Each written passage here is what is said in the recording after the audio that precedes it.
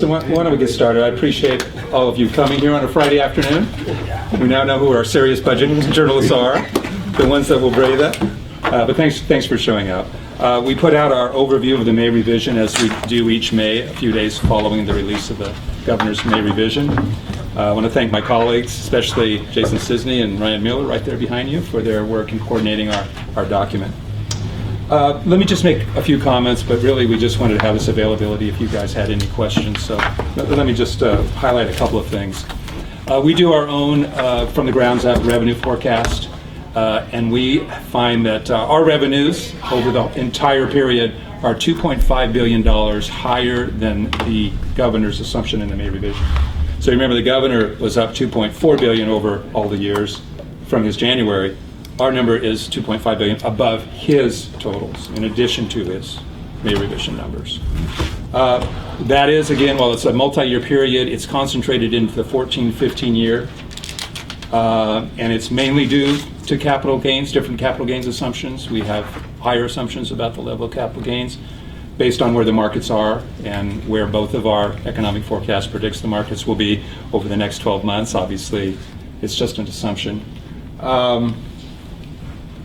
Now, in addition to our general fund revenue differences, we have higher estimates of property tax revenues. And that's obviously important because of its impact on the Proposition 98 school budget. We're about $700 million higher over 3 years. So if you add those two together, the general fund increase plus the property taxes, it's about $3.2 billion more. Now, that doesn't mean that that's going to be available for the legislature, because you guys know the interactions of Proposition 98 with increased revenues. And our forecast is that our higher revenue estimates, both general fund and property taxes, would result in an increase in the Proposition 98 minimum guarantee of $2.7 billion. So you can see it eats up a huge proportion of the additional resources. That still leaves roughly $500 million that if the legislature were to adopt our revenue estimates, general fund and property taxes, they would have roughly that $500 million for them to allocate for whatever purposes they thought was best. Now, on the expenditure side, you may remember from the governor's May revision, he had a lot of increases in health and human services costs. They went up, he characterized it as $1.2 billion, I believe. We're still looking at those expenditure estimate numbers. We don't make any recommendations or in this document, but we will be looking at those and giving our advice to the legislature next week on whether we think those numbers are good or need to be adjusted up or down, whatever way. Let me just close with a brief comment about maybe the most important proposal in the May revision, and that's the one related to CalSTRS, the governor's proposed funding formula to address the $74 billion unfunded liability problem in our state teachers' pension program. We provide a lot of information to help people understand the governor's proposal, the increases in rates by both teachers and districts, and also what it would mean for the state and the additional contributions that it would make over the next 30 years.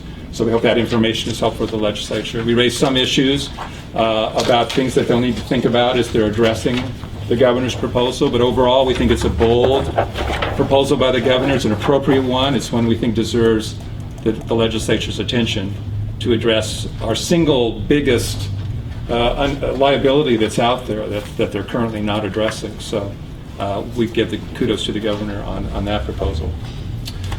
That's really, I think, the high points. So if you guys have any questions, we're happy to try to help you answer. I got a quick one.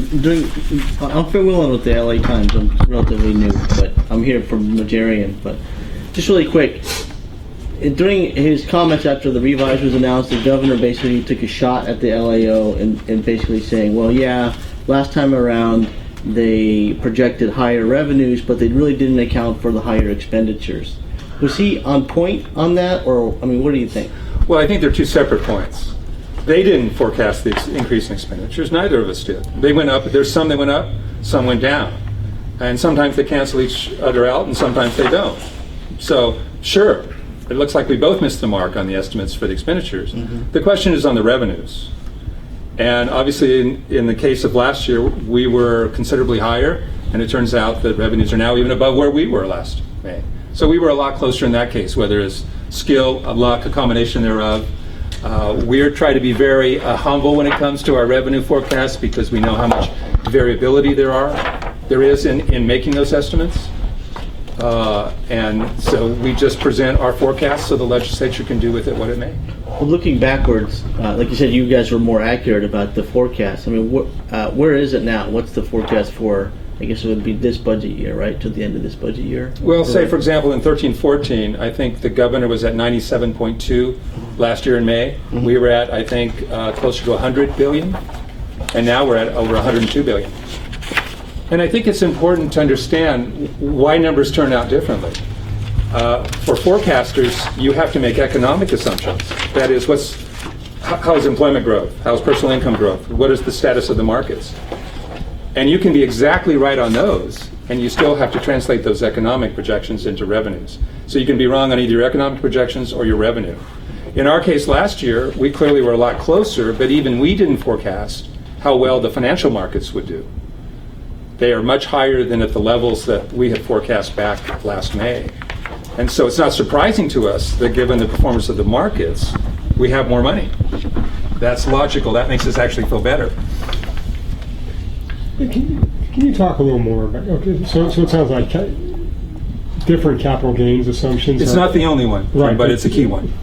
Right. I mean, can you explain more? I mean, what does the LAO see with the economy, the markets, that is more optimistic than in this the administration is seeing? It's not a simple thing to, even if you know where the markets are going to be, you still have individuals who take gains and losses differently. They have a lot of control over their tax situations. So even if you know what the market is, that's still not going to guarantee that you get the net capital gains right. Mm-hmm. However, I think in this case it's a little more direct, and we spent some time in the brief on this issue, that right now the markets are at a much higher level than either one of us assumed. And we think that if the markets stay roughly where they are, we're not forecasting some big increase. If they stay where they are, we just think it's more logical to assume that there's going to be more capital gains income. Could we be wrong? Yes, we could be wrong on either the assumption about where the markets are or how that translates into revenues. There's huge confidence intervals around our estimates of $2-3 billion either way in just a regular year. So we're not saying that the administration's revenue forecast is unreasonable, it's inappropriate. It's just we have a different number based on where we see the current status of the financial markets. So you're forecasting a stable market? It's fairly. It's at kind of current levels, and we assume it just sort of keeps pace with the economy. Is the governor's plan on CalSTRS really that bold? It looks like, the first year it's only $70-some million in state funds, and it assumes what that. But I think if you look at page 21, how quickly they ramp up. Yeah. So that within a 5-year period, now you're talking about $3 billion from districts and almost getting close to $1 billion by the state. So yes, it does start slow, and I think that's to help districts accommodate that within the funds available to them under Proposition 98. But it does grow fairly rapidly, and we still do keep roughly within a 30-year window. And there's questions whether that's even adequate, right, to mend CalSTRS. Well, no, I think this is, again, I can have my CalSTRS experts sitting behind you chime in, but no, it's really geared towards addressing that unfunded liability within roughly a 30-year period. Sorry, I'm kind of a novice at this stuff. So the way I understand it, so you're projecting 2.5 billion in additional revenue over the 4-year period. 2.2 billion of that is for this coming fiscal year. Yes. And that's largely attributable to capital gains. Capital gains, and we also have higher assumptions regarding just basic wage and salary income. Okay, and then can you walk me through the personal income tax difference one more time? The projections, how much more are you projecting income tax-wise over the administration this year?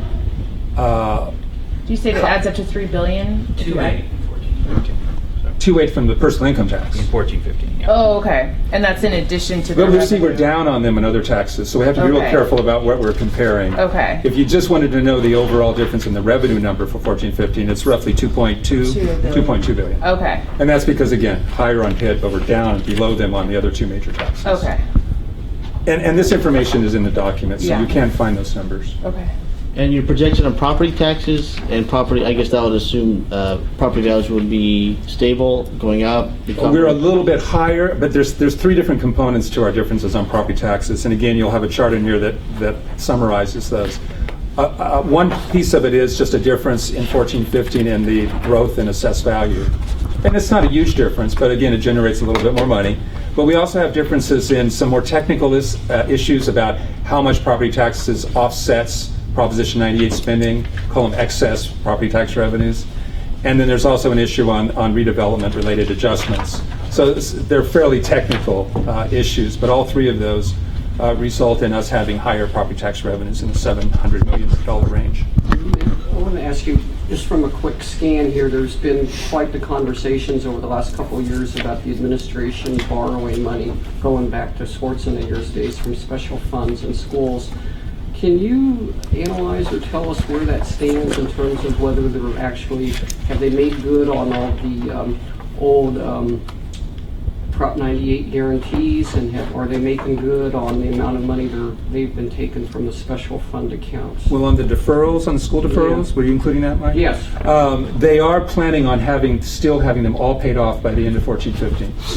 And we think that's smart. And with additional 98 obligations under our revenue estimates, you could easily do that too, obviously, in any case. As far as special fund loans, they've been paying them off. We still have quite a bit outstanding, $3.5 billion, Ryan, or something around that range. There's still a lot of special fund loans outstanding, but we haven't taken out new ones, and we're paying off old ones sort of as they come due. We've been making some payments on them. So they've been gradually repaying it without taken from anywhere else to repay the old ones. That's generally correct. Is that general? Yes. Okay. So I mean, you don't have any concerns about that then? There's no more concerns on No, in fact, one of the governors of his few sort of programs that he spends on with his new money, he actually has an additional $100 million payoff for mandate costs and liabilities, which is in effect paying off an old loan, you could say. So he's still making progress on those. The special fund loans is one of the remaining wall of debt that he proposes to pay off within the next 3 years. Okay, so he's still on track. Does the report get into the new rainy day fund? Not very much. What's the LA? I mean, has the LAO offered positions on what you think on this kind of revision? Because it seemed like the previous one there were some concerns. Well, we think it's much better, really, that they address some key issues. There's a lot of things that are being weighed in the reserve of what is sort of how much should be done each year, kind of no matter what. They resolved to be 1.5%. Do you have a capital gains component? They modified that to be only in excess of a higher amount. And then they really strengthened the provisions related to how much money goes out of the reserve, the ease of which you can take money out of the reserve to spend it, and the ease of which you can suspend the transfer of these monies into the reserve. So they made it much tougher to avoid putting money into the reserve, and they made it tougher to take money out of the reserve. And I think that definitely strengthened the provisions that we currently have. Did you have a chance to do any sort of analysis on, under the current situation right now, if the rainy day fund that's proposed was in place, how much money would go into the rainy day fund? Well, do you mean just like this year, or? I mean this year, outstanding year. We've looked at that, but it's a little hard to say now, well, would you have done this, or how would it compare? I mean, we just haven't had a chance to do that. Yeah, but I guess if it's approved by voters, I assume that will be part of your analysis. Oh, absolutely, but it begins with 15-16, I guess is my point. Right. That it's not supposed to take effect in 14. No, I understand. I'm just curious. I just want to know if you... Well, but it's interesting. You have the governor who, in 14-15, used the provisions of Proposition 58 to actually have a larger transfer, the 3%. And that half of that was used, 1.5%, was used to build up the reserve, and 1.5% was used to pay in advance our economic recovery bonds.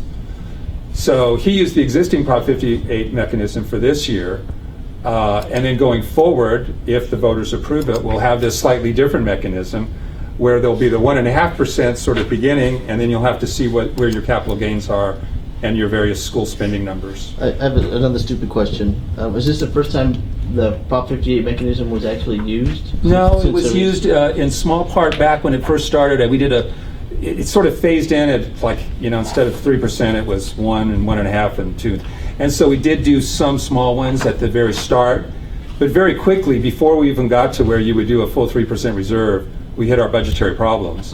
And at that time, of course, it was sort of irrelevant because we had such large budgetary deficits. Mac, in your long-term projections, as I'm trying to look through here, do you address bumping up against Prop 30's expiration date yet, or is it still too soon to address that? We have we have the revenues in there going out, but we didn't have time to do our full expenditure forecast, so we don't put them both together yet. We hope to be able to do that next week.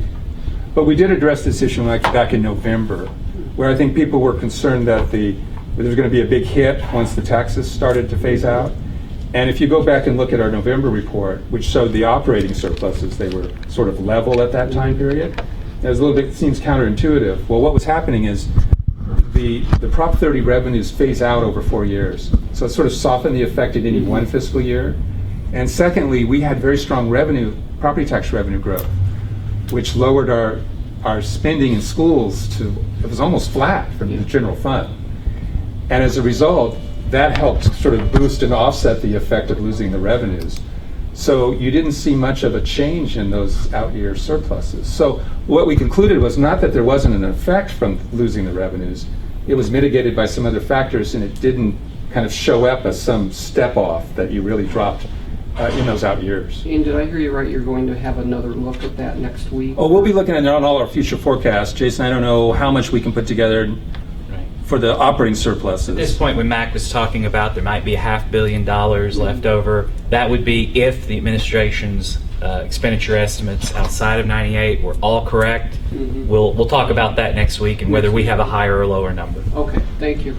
How do you account for the redevelopment? I mean, this is just for the continuing pass-throughs as the agencies fade away, but how long, do these deals continue, and how do you account for that? Yeah, I'm not sure I can answer that. We have our property tax experts here. It's been very difficult because you still have that process going on. It should begin to sort of smooth out as the funds flow into an ongoing basis to all the local governments. We're still a little bit in that transition period, so we still have some remaining issues as the RDA is still going through court challenges, and you have the resolution of these local situations. That should begin to sort of play out over the next year or two, though, until we get more stable numbers, I think. And when you analyze, this is probably a real dumb question, but when you analyze these things, you're not looking at what may pass, right? No. Because with any new redevelopment efforts or anything, you just, what it is. We sort of take current law or current practice as the legislature has dictated through statute or through their recent funding practices. Okay, even if in the few year period, it might be a likelihood that there's a change, and there's nothing you can do about it. Nothing we can do about that. Yeah. What do you think of Brown's comment that economists never predict a recession, and that was one of the reasons he basically said he wants to stick with his financial prediction about what revenues will be, just be more, even if it's more conservative? Well, I don't know how far you take that. I guess instead of $100 billion, you could forecast $85 billion in revenues. And so, I'm not sure I know what that means. I guess what we would say is you give your best shot at your revenue numbers. And the way that you deal with being cautious, because we're at all-time highs in our financial markets, or that you want to be careful, is you build a bigger reserve. The other problem is if you continually underestimate revenues, people can lose confidence in your numbers. So we appreciate the governor's perspective, and from an overall budgetary perspective, being very cautious. We've given him a lot of credit for paying off debts, trying to build up reserves, addressing the CalSTRS problem. These are all really good things. But what we try to do is simply give the legislature our best average estimate of revenue. And what that means is, we hope, is that over time, we're wrong half the time on the high side and half the time on the low side. It's just our best average estimate of where we think revenues would lie. And then it's up to the legislature to pick whatever revenue numbers they think are appropriate. Thanks, Matt. Thank you very much. Sidebar. I'm going to sort of